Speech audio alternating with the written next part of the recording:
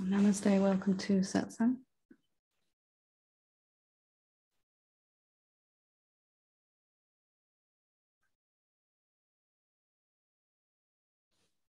So as always, Satsang is for the direct realization of and living as what we actually are, rather than what we think we are.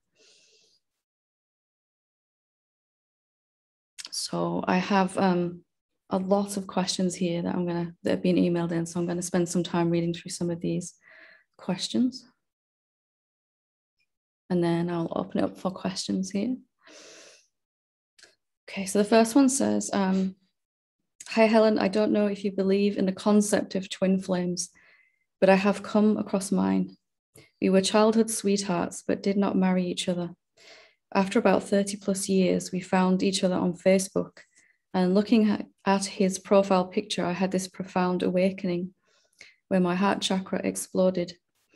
I felt intimacy with him in the ether, and other phenomena started happening like automatic past life regressions, etc. This lasted for several months where it was utter bliss and spiritual highs and oneness. But I stopped connecting with him and closed my Facebook ID. This is because we are both married with children and we live continents apart. Since then, I've been trying to forget it all, but it doesn't really go away. And my happiness has vanished with that. My spiritual highs have vanished too. Also, things have started falling apart all around me. How should I approach this issue? Thank you for everything. I love you. Okay, so I do understand the dualistic concept of twin flames, you know, the advertised version of that, which is two separate souls, two separate spirits, for want of a better word, coming together. Or even sometimes I've heard of this story of one soul split in two. So recognizing what we know to be true now here, that there is only the one being. If you can think of it more as two individual waves on the ocean surface kind of coming together, and there is a particular resonance frequency and attraction between those, definitely. So not in the dualistic older sense, and I've experienced something very similar myself, and it definitely comes with an impact, as you've said here. It definitely seems to have a change, an effect on your life, because the first thing that happens here is a lot of desire arises to be with this person, seemingly to have the life that you want and all of that. So once that kind of memory is triggered from previous lifetimes, or we thought we were a separate being, we may come to recognize that we might have been with this person in previous lifetimes as well. And this is what was happening for you. But of course, like anything in life, when we begin to really want something, everything comes to the surface that's in the way of that desire manifesting. Everything comes to the surface, all the beliefs that are, you know, I can't have this because. And of course, here you have a really strong desire. This is why the happiness seems to have vanished and things are beginning to fall apart in your life, because you want something so badly and you don't feel you can have it because you said, you know, you both have other commitments and everything. But if you look at resolving this, looking at why you think you can't have what you want, I'm not for a second saying you should split up your marriage or anything. That is up to you guys and all of that.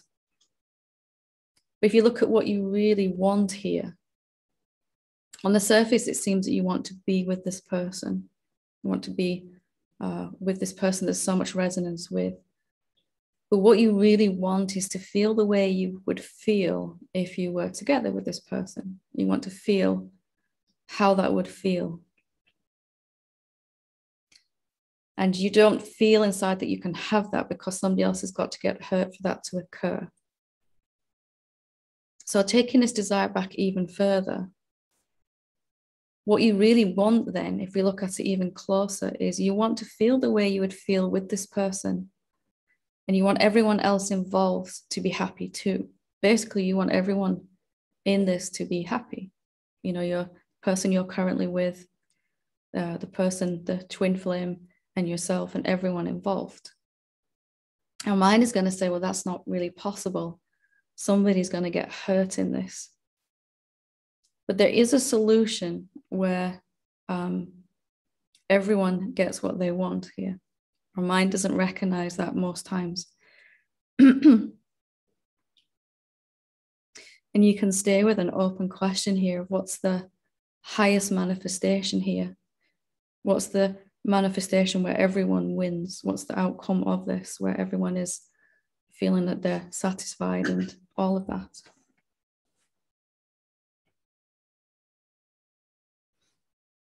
First, to have that manifest, you're going to have to examine the beliefs that are in the way of that. You probably feel quite strongly that you can't have what you want here. And maybe that it's not even possible for everyone to come out of this feeling more fulfilled than they do now.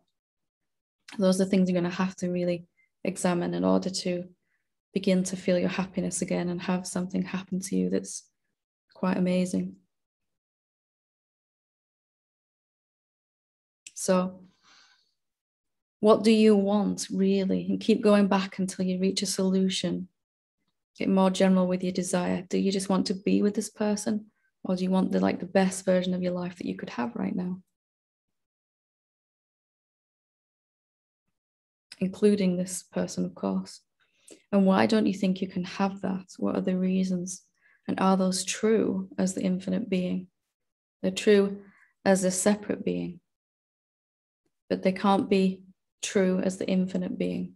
If there's only one of you here, then the solution becomes a lot more possible, at least inside. So I hope that helps to move forward with that.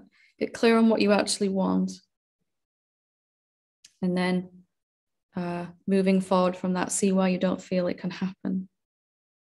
Only reason we feel bad with any desire is because we don't believe we can actually have it. So next one. Dear Helen, I'm a bit embarrassed to share this as it seems quite childish, but anyway, here goes. A very close friend has seemed growingly more distant, and she has made new friends and spends more time with them. She was my support and friend, and I could confide anything to, and although I've spoken to her, it still seems she doesn't make much time for me. And I used to be first in her list, and now it seems I'm last. She is my only close friend, and I feel loss and sadness in the closeness, trust, and openness we had, and sometimes jealous of her newfound friends. There is stillness and space around this, but it still pulls my attention, suggesting to do something. I feel I depend on her, and to an extent, and the loss of regular contact and support has brought back old feelings of insecurity and fear, and slight resentment towards her is rising also. Could you say anything about this, please? Much love. So of course, this isn't embarrassing. This is something that's important to you, isn't it? Whatever's important to us is important to us. And if it's someone you've come to rely on and really value the friendship, of course, it's going to feel that you're losing something. So instead of it being, because this person is drifting away, I'm feeling these emotions, could it be the other way around to that because my awakening is deepening, I'm now beginning to notice areas where I still feel fear and resentment here as well, insecurity, fear, resentment. And can I contemplate the idea behind those emotions? What is the insecurity saying? And what is the resentment saying? If we just take those emotions in their rawest form, what does resentment say? It would say something like, this isn't fair. It shouldn't be happening. Or it's not fair, or something like that, won't it? And fear would say something like, I'm not safe. I don't feel secure. And as you come to question these beliefs now, because this is happening as your awakening is deepening, what's coming to the surface is what no longer agrees with that realization.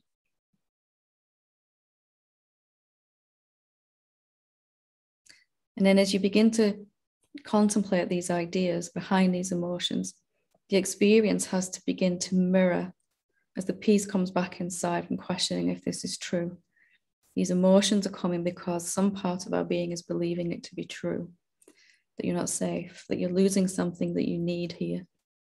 Of course, it seems like that, doesn't it? As you contemplate these ideas and begin to transcend them, then your experience is going to have to turn around, either with this person, this particular friend, or with someone who is going to make you feel the same or even better, you know. So as always, looking at the emotions that are coming up as and the emotion and the story behind the emotion as the real cause, and the reflection is this experience with your friend. And you could even say that this friend can't even come back close to you until this has been contemplated inside. This belief is in both of you, but you are the one that can transcend it. Okay. Lovely. I'm glad you reached out for help there, because no need to be embarrassed. Okay, next one. Hi, Helen. My question is, can we come to a real, deep, and lasting awakening without being in the presence of a teacher? Let me expand on this by saying that I feel absolutely desperate to be in the presence of a teacher. I want to cry my eyes out every time I am unable to be at a physical retreat for whatever reason. It's so unfair, ego says. At the same time, I know that placing my awakening on some future event is counterproductive, because I know it, or I, is already here. It's just not my constant lived experience. But I hear how most teachers sat in the presence of a teacher and how it had a huge impact on them. Thank you for your guidance as always. Okay, can we come to a real, deep, and lasting awakening without being in the presence of a teacher? Well, I have to say that I believed that I couldn't, and therefore experienced that over and over again for quite some time, years and years. And I remember one time I was looking through some of Nisargadatta's work. I was obsessed with his teachings for quite some time, still am really, and never grown out of that one. And I was lucky enough to hear him say that you do not need to be in the presence of a teacher to wake up. And it just kind of released this idea that I need that. Very shortly after that, the situation arose for me to sit with a teacher, and I had a profound shift with that experience. So if you think it's necessary, then it will be necessary. If you think you need to, then you will have to keep needing, of course. And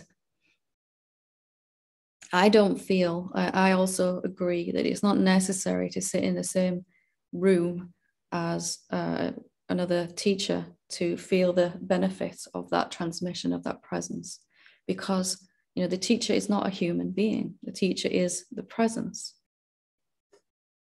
and that presence is all around you at all times, everywhere at all times. Yes, there is a benefit to it, to being in the presence of someone who is awakened and is kind of transmitting that peace, that knowing. But it's definitely not necessary. I've had people that I've never physically met who have had profound awakenings across the other side of the planet. And I've had people sat in my front room who years and years later still didn't have such a deep, lasting awakening. So do you feel you need to be at a retreat? And if you let go of the idea that you have to, it's much more likely to actually show up in a way that you can, where it will work out for you. Because without the sense I need to, it can actually, we're so powerful that when we hold on to the idea that I need this to happen or else I can't wake up, we'll have to keep needing and not actually getting. That's the way it's going to show up.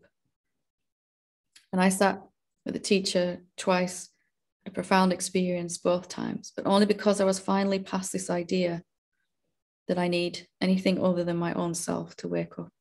Teacher is not outside of you, never is. His teacher is you. And it's not a particular mind and body that's going to make a difference. It's the presence, it's the consciousness. Each time we sit to meditate and tune into what's real, we are sitting with the teacher. It's not the popular view, is it? But it's nonetheless true. So I hope that helps. Lovely. Okay, so we'll do 2 more and then we'll open it up. Dear Helen, I am responding to your embracing desire satsang.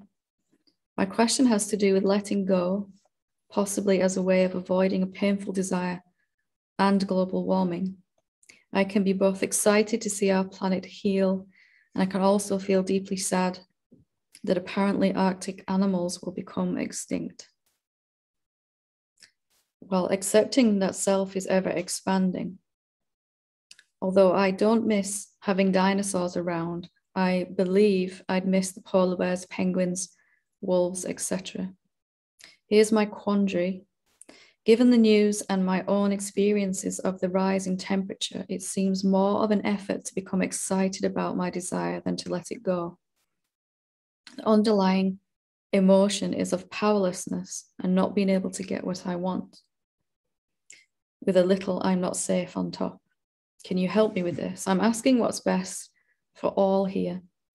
My guess is that you'll say both.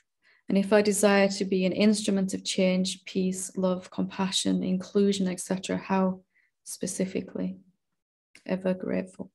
Okay, so this feeling of powerlessness is what's bothering you rather than the fact you want what you want, and embracing that in a powerful way is going to allow something to shift firstly inside of you, and then, you know, later around people around you, and then it's going to spread outwards from your body, mind, outwards, and begin to influence more human beings. But this feeling of powerlessness has to be looked at before we can begin to really make a difference here.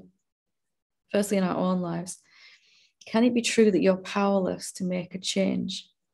If you are the one self that is everywhere, the one being, the supreme self, consciousness, awareness, whatever we want to call it, can that be true? Powerlessness. That's what it's nothing to actually do with the desire, how you feel. Once this feeling of powerlessness is gone, if you question this, can I really be powerless? You begin to feel very excited here. And then you won't want to let this desire go, because you will recognize that feeling this is your kind of role in the process. And this is really addressing, you know, what do you do specifically? How specifically you've said. If you want to be an instrument of change, peace, love, compassion, inclusion, etc., contemplate the ideas underneath the emotions that seem to be in the way of this happening.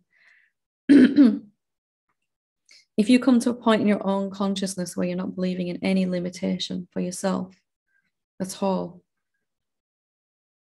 as the self, and what you want is going to feel exciting and purposeful and passionate, no matter what you see on the news. No matter what you see or hear on the news, you will feel excited. If you just do that one thing to look at all the reasons why you don't feel this can happen, then you're serving humanity just there and the planet itself. What's best for all also happens to be what's best for you here. As you contemplate why you can't have this, You'll feel the desire and you'll feel excited, and it will, at some point, you'll feel it and it will show up in some way, begin to show up in some way. Are you going to be watching for the small little shoots of this coming? You know, something on the news about the situation turning around, or we're waiting for some big global announcement? Are we watching for the new shoots of a different manifestation of our desire? Are we watching for that? Would we notice when we're starting to get what we want?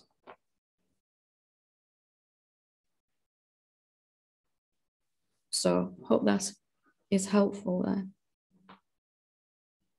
It's only ever the beliefs that make us feel bad, the ideas. It's never the desire, never. Desire in itself is exciting. Okay. Last one for now. Hi, Helen. It seems here that everything that is coming up lately is a story, even concepts of others.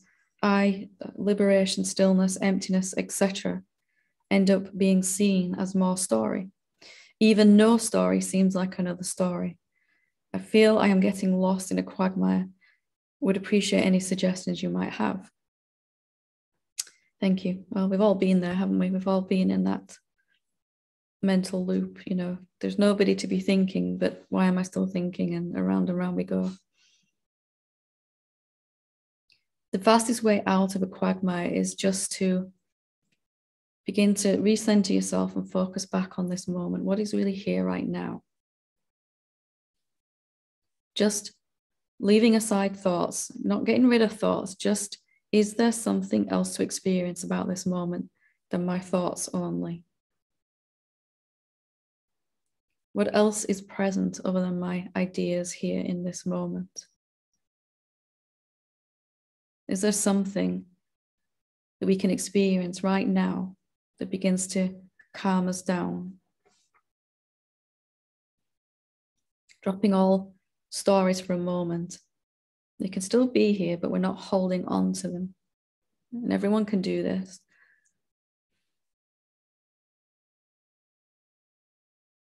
What's the escape door, the emergency exit here out of this thought loop? And it is right now, here in this moment, there is everything we need.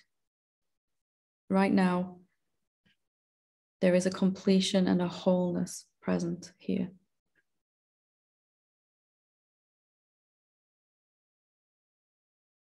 Just simply to ask, what else is here other than my mind, my body, my thoughts? What else can I experience other than this? The deep and rich curiosity, begin to experience something that isn't really a thing, something that's just here, something just is about this moment. Is anything missing from this moment? When we fully rest here, do we need to get anywhere or solve any issues? Do we need to get rid of anything or transcend anything even? We're just here in the fullness of this moment.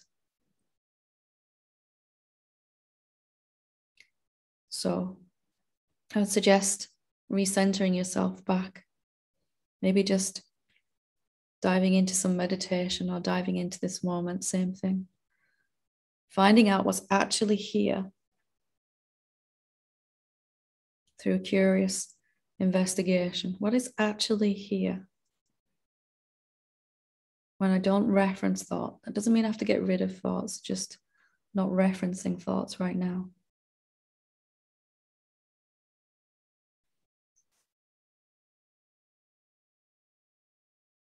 So, can't solve a thought problem through more thinking. It's not going to work. We all try it, don't we? Definitely. Okay, so if anyone has any questions or anything they want to ask, feel free to raise your hand here or on Zoom.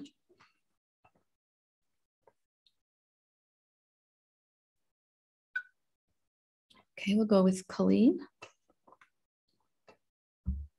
When you're ready. Hi, Helen. Hi, how are you? Good. How are you? I'm very well, thank you. I'm going to try to put this in a question. I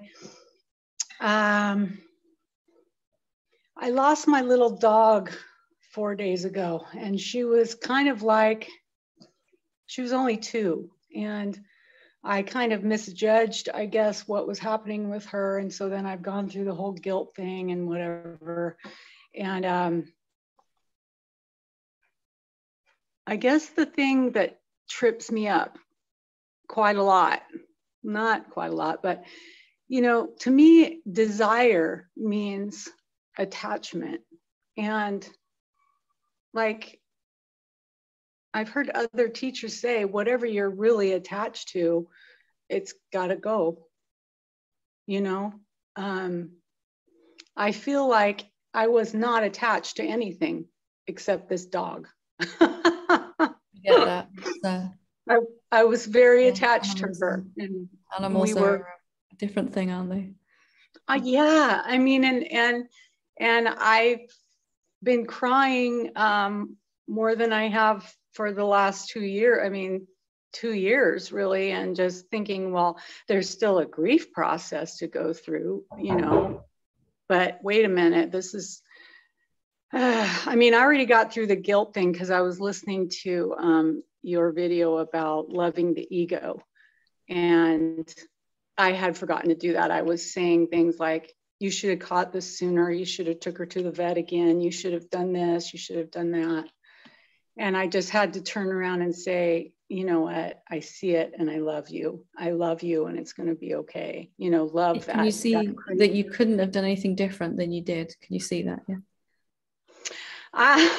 I'm still, you know, I loved her so much that there's still a little bit that's like, yeah. Could have, should have, would have, yeah, all of that. Yeah. I mean, I came in the house and she was just dead. And I turned her over and I started doing CPR on her. I mean, I lost my mind. I couldn't believe it. Yeah. So I was, I don't know, I guess, and I'm already looking at another dog and I know I can't replace her, you know, and my mom used to take us to the pound and we would get animals when we were kids and they would disappear 2 weeks from our house. And so I always felt so guilty going to the pound, looking at these dogs and cats. And I think I've been trying to save animals ever since. So this really hurts because you didn't feel you could save her, right? Right. This really kind of hits a raw point inside.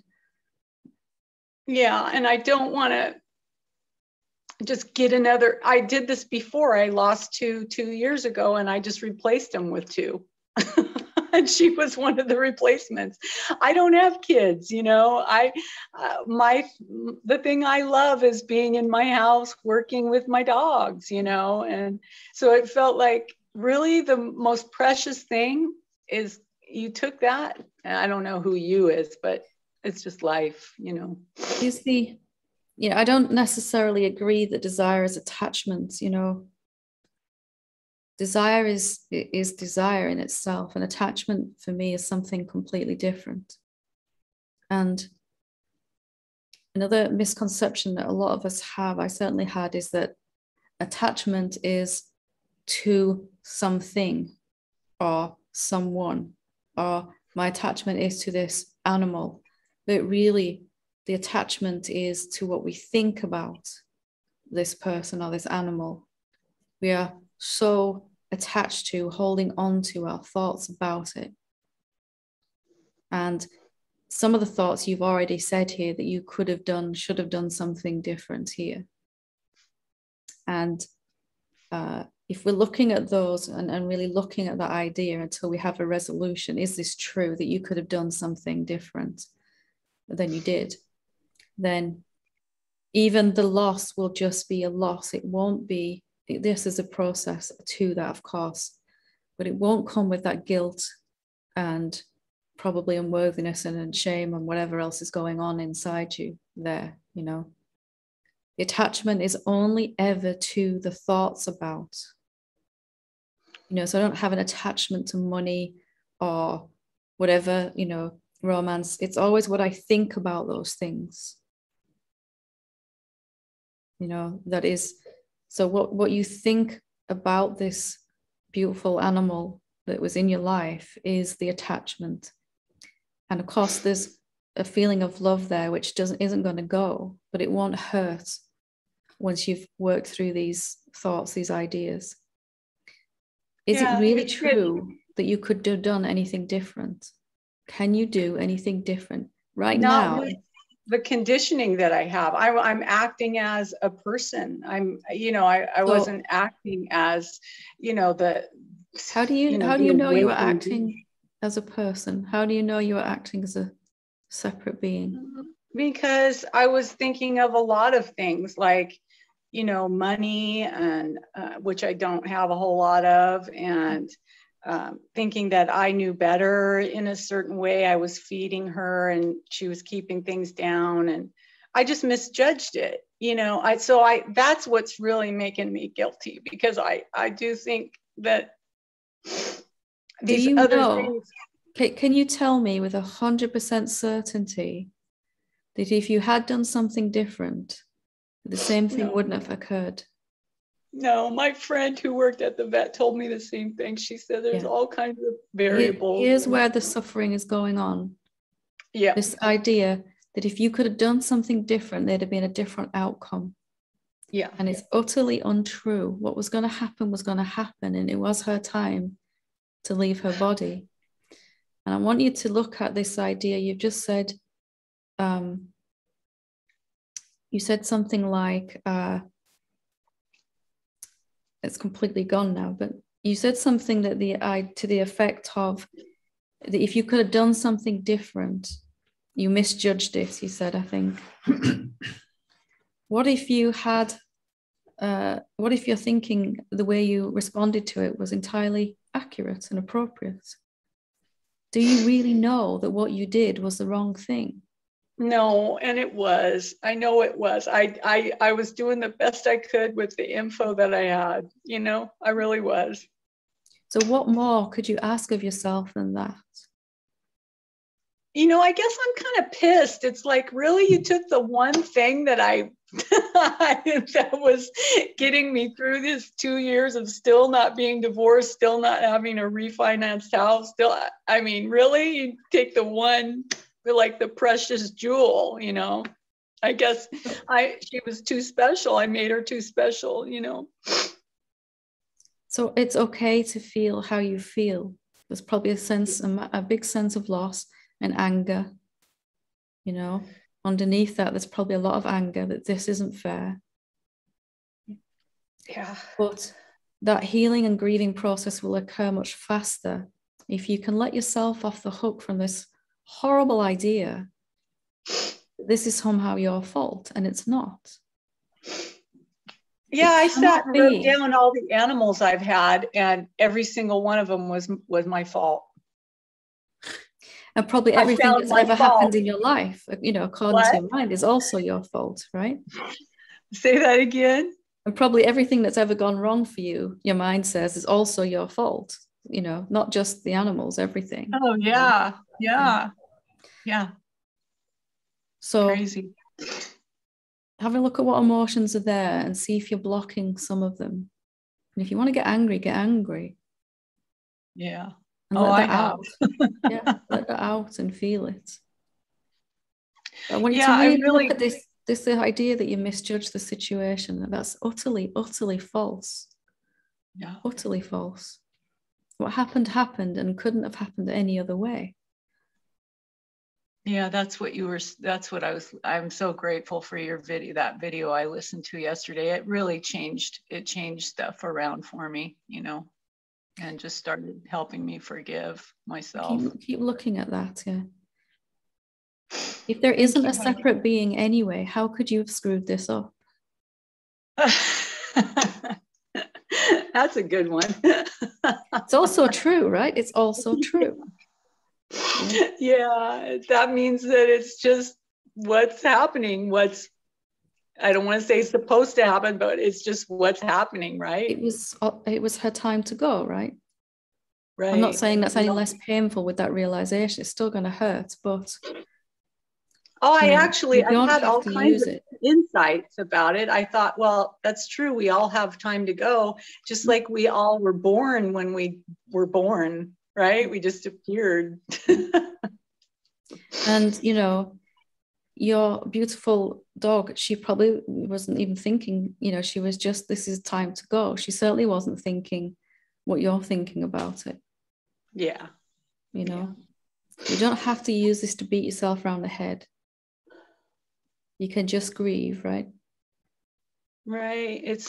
She's definitely showing me how much I still love to beat myself up. So crazy. Even though she's gone, she's still kind of here and helping you in some ways. Oh, yeah. Yes. Thank you. Thank you. Well done for sharing. Okay. Laurel, when you're ready. Hi, I'm Colleen. Hi. I relate so much. My cat was the love of my life, and it was the worst pain I ever felt when I had to put her down. So my heart is with you. Helen, as I'm having glimpses of awakening in my life, my body appears to be clamoring to express that I am a limited being. And it's a very good way of putting it. Pardon? That's a very good way of putting it. Yeah. And it's I don't know how to hold it. I don't know how to think about it. I don't know how to be with it. As it appears that symptoms are getting worse, and I have some fear about that. And often I can just be at peace with it and let it go. It's like, well, there's nothing I have to do. I don't have to go anywhere, so if I can't get up off the couch, I can be peaceful. But I still, I worry because I have to make a big move, and it's going to require energy from this body and mind. And I just wondered if you could speak to that, please. It's our body is made out of the emptiness, the awareness, and it is always reflecting back to us what we think, these ideas that we're not conscious that we still have. Our body will tell us, or our relationships will tell us, or our finances, or sometimes all of the above, that there's something we're still holding on to that is less and less true for us. It felt true as a separate being. And now, as your awakening is deepening, as a separate being, you are kind of vibrating here, and these ideas are also here. Now your body and mind is up here. But this idea is so far out of alignment now. And if you can see that, well, it really requires a shift, a turning it around, that it's not that your mind will say, I'm scared because this thing is happening to my body, or whatever other emotions are coming with that.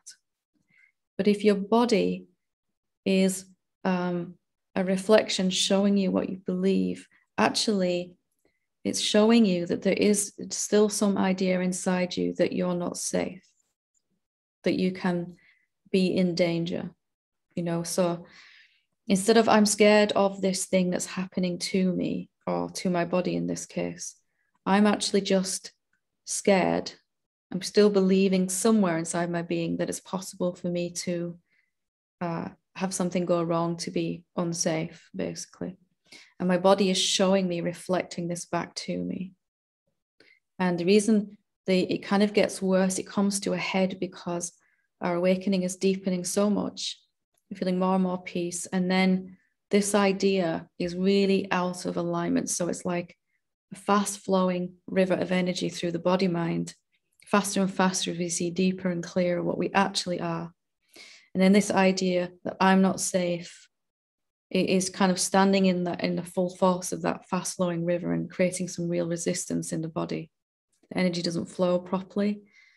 When it's really not flowing, it appears to look like an illness or something, a condition that's happening to the body.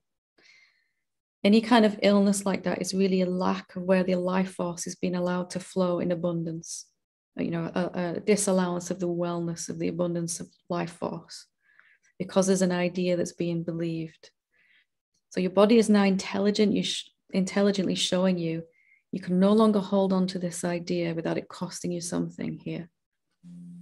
So looking at the emotion itself, what does fear say to you? You know, when I looked at this, it said something like, I'm not safe, I'm in danger, which feels very true as a separate being. But as the infinite self, your security, your survival is never in question. So your body's telling you, hey, there's something else to look at here. And if you can look at this idea, examine it. What does fear want to tell you? And as you look at this and open up to this, your body's going to begin to reflect your new openness and transcending this idea that you're not safe. Each emotion has a story behind it. Anger would say, it's not fair. I can't get what I want or need. I'm blocked, something like that. Guilt would say, I'm not good enough. There's something wrong with me, or I'm a bad person, whatever. You can get the sense of the story behind the emotion. So your body is showing you that there's something here that needs examining. Is this still true for me now? Is this true, this idea now? My body is experiencing something, but it's not the cause of the emotion. What my body is experiencing is a reflection of the emotion and the story inside. And it's so far now out of your knowing. It's so far opposite to what you know yourself to be now. Even if that hasn't gone really deep, your awakening, it's gone deep enough for this belief to be an issue now, to really kind of stick up and impede this fast flowing river. Can you get a sense of how to hold it differently? Oh, yes, very much. And it's not necessary that I know where this belief came from, is it? It's part and parcel of feeling we're a separate being, that we're alone in the universe, separate to everyone and everything else. And at any minute, if I am this body, at any minute, if this body goes, I'm gone. Yeah. Wouldn't we all feel desperately unsafe on some level of our being? Yeah. We all have it. And it shows up, but for me, it was with money. There was just never enough to feel safe. My mind said, I feel scared because I don't have enough of what I need to feel safe. Really, I had to admit, I'm just scared. And this is a reflection of that belief. Here it's showing up in your body, but the same thing. Yeah. Or someone that we feel we love and need leaves us, or we lose someone and then we feel unsafe that way, you know. So it's always just flipping it on its head.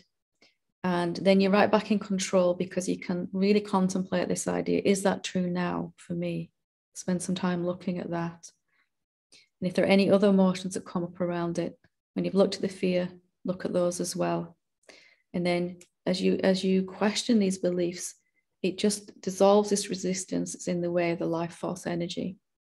So first you begin to feel better mentally, and then emotionally, and then it shows up physically. Mm-hmm. Your body has no choice but to reflect back to us what we're still holding on to. Mm-hmm. So just softening our attitude to the body as well. For me, there was a sense that the body's doing something that's out of my control. Why won't it just do what I want it to do? Why isn't it working? And a real kind of attitude had developed inside without realizing, of almost contempt for the body, or I was really angry at it, or something like that. So just kind of having a look at that inside. It's like a mirror, our body. It's going to show us real time what we're holding on to. Always been in there, but never really been a problem, this belief, until you've seen what you actually are in some level of awakening. Mm-hmm. Mm-hmm. Thank you so much. So helpful. Good. Lovely. Thank you. Good to talk to you. Okay, so we'll take Sarah and then we'll take Steve and we'll leave it for this evening. So Sarah, when you're ready.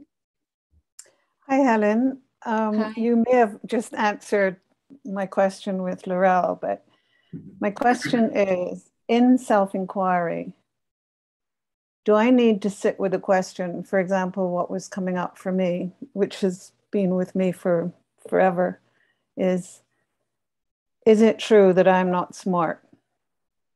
I don't get stuff easily.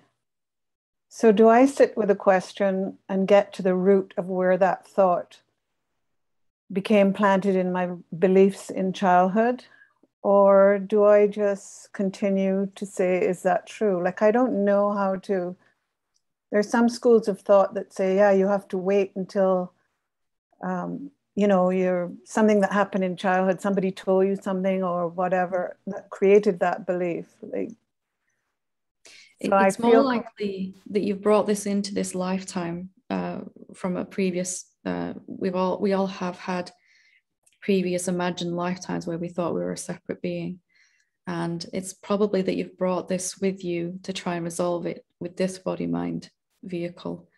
So you might have very vivid memories of experiences from this lifetime where you can really remember feeling this way. But that's probably not the root of it. It goes back even further. And even more fundamental than that is the idea that you're a separate being in the first place. Right. You know, it's hanging on to that belief, isn't it, there?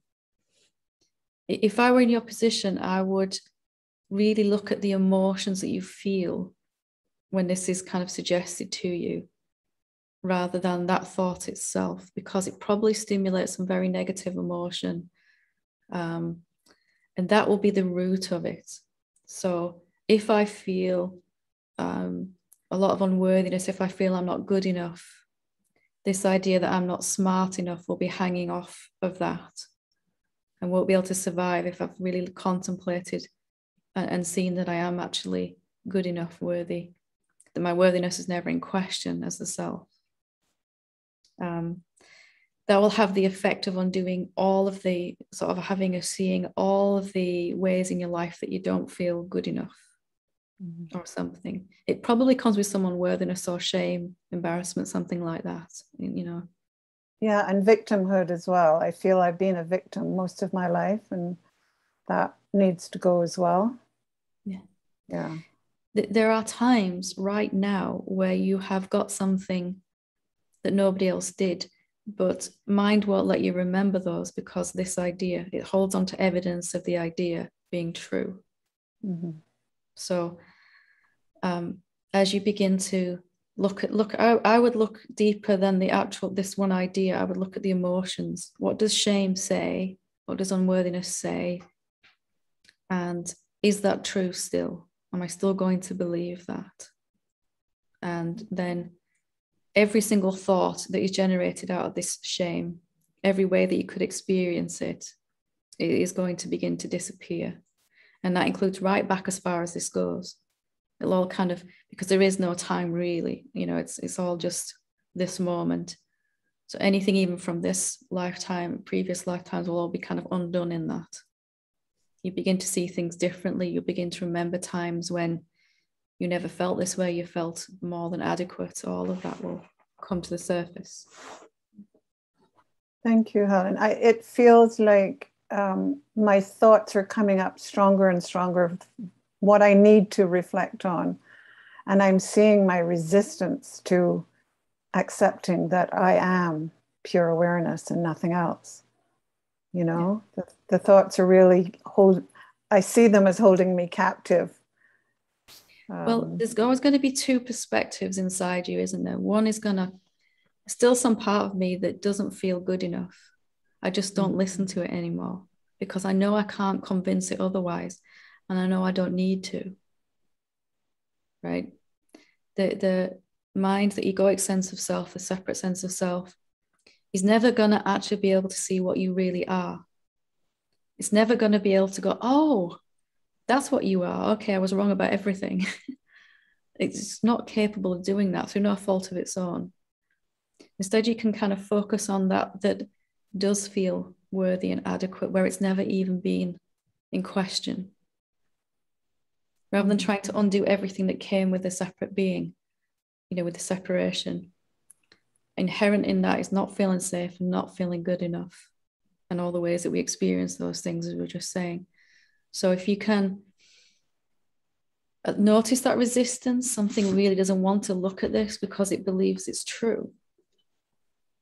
And therefore it's going, you can't just, kind of admit that you are the awareness and feel happily ever after.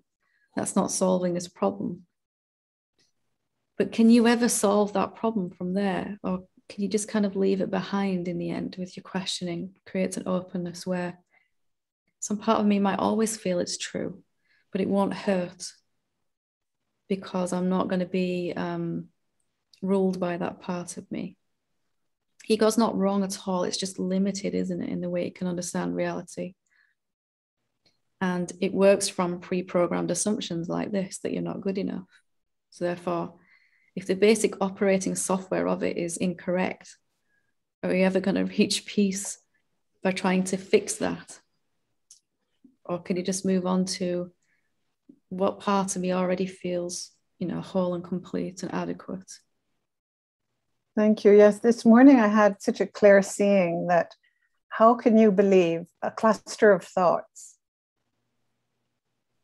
How can you choose to believe that, which I've done for 68 years, and not who you truly are, which is, the goal?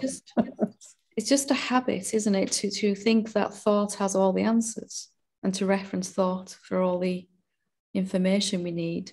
And as you see clearer that mind, thought can't actually see reality. It can only think about reality. Therefore, it's going around in a thought loop all the time.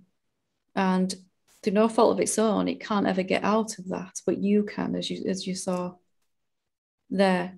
I don't have to change my mind. That's an impossible task. I just gently sort of leave it be. Stop trying to convince it that I am worthy, because I don't need to. That's like banging your head against the wall, wondering why it hurts. It's never going to actually fix anything. And when I really got this, I just kind of let my mind be. It would probably still tell me the exact same stuff as yours is if I was listening to it. But I don't have a clue where it is because it's not my go-to resource now. It's not wrong or bad. It's just irrelevant now to what I've seen myself to be. And you're getting a taste of that, right? It's not ever going to be able to tell you anything accurate about the infinite being that you are.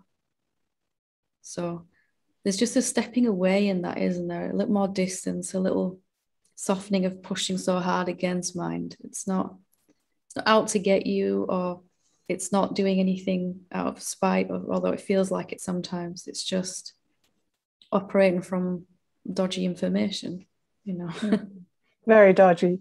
Yeah. So that's why all teachers are saying to abide in what is, to abide in, as who you are, right? That's part of your self-inquiry too. Keep going back to the self, the noumenon. You cannot get a 2-year-old to give a lecture in astrophysics, can you? And eventually you realize that, I'm not going to keep trying to do that. I'm just going to go over here and talk to the astrophysicist over here. Yeah. There's nothing wrong with a 2-year-old. It's 2 years old. It's not going to be able to understand. And so staying as what you really are as much as possible, it's going to stop you trying to fix this over here, stirring it back up again, Thank you. That was so helpful. Good. Okay, Steve, when you're ready.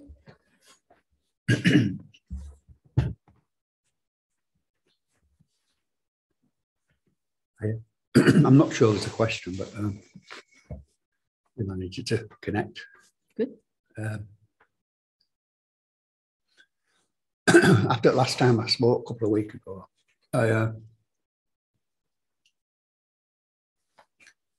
I got a couple of irons in fire, maybe counselling or therapy or something, and I've got something sorted out. That's good.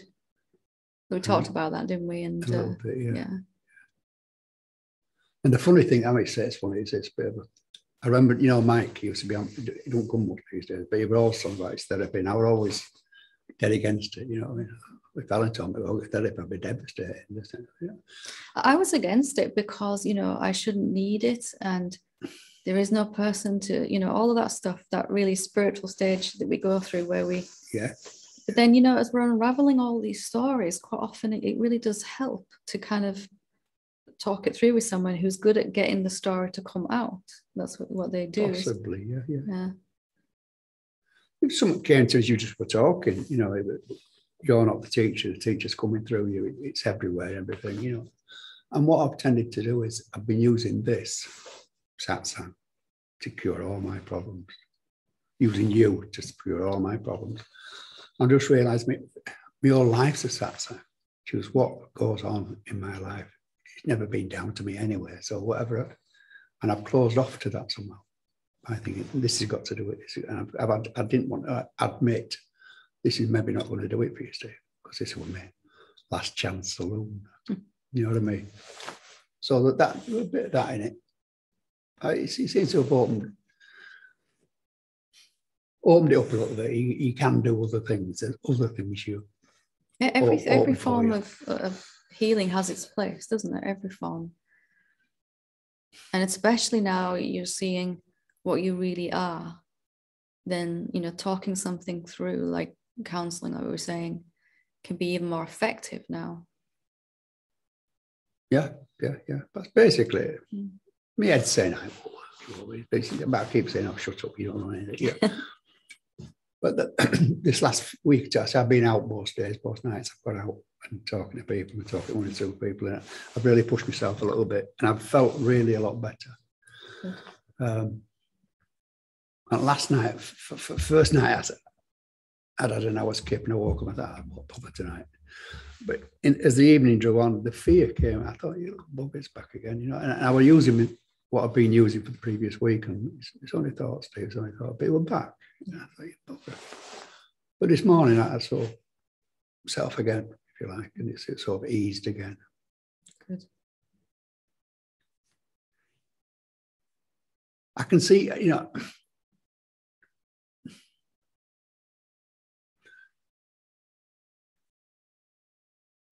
I'm sometimes so awake, so blowing me on trumpet. I don't mean it that way. I can see it so clearly what's going on here. You know what I mean? I'm resting in it as that. I can't understand how it can so suck me back in like it does until it does. Oh, isn't it? So you kind of just being the self, and then some energy comes up, some emotion, and kind of. Yeah, but I've been able to catch them and say, it's just a thought, Steve. It's been going. So I even got a bit of bliss in that. It didn't last long, honest. But, you know, I understood that's something, isn't it? Yeah, you know what I mean? I thought that it's and then it sucks me back in. That's bad now. I'm just trying to explain where I was at the time.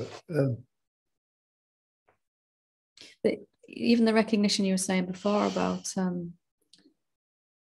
like this isn't satsang. This is a kind of formal place. This is satsang. That's what we're calling it. But like you said, my whole life is a satsang. Yeah. The very next person I meet is something to show me. I'm closing them off. I'm thinking I'm open, but I'm only open to this. If you understand what I mean. So in a sense, I've closed life has it, a way of kind of showing us. Yeah.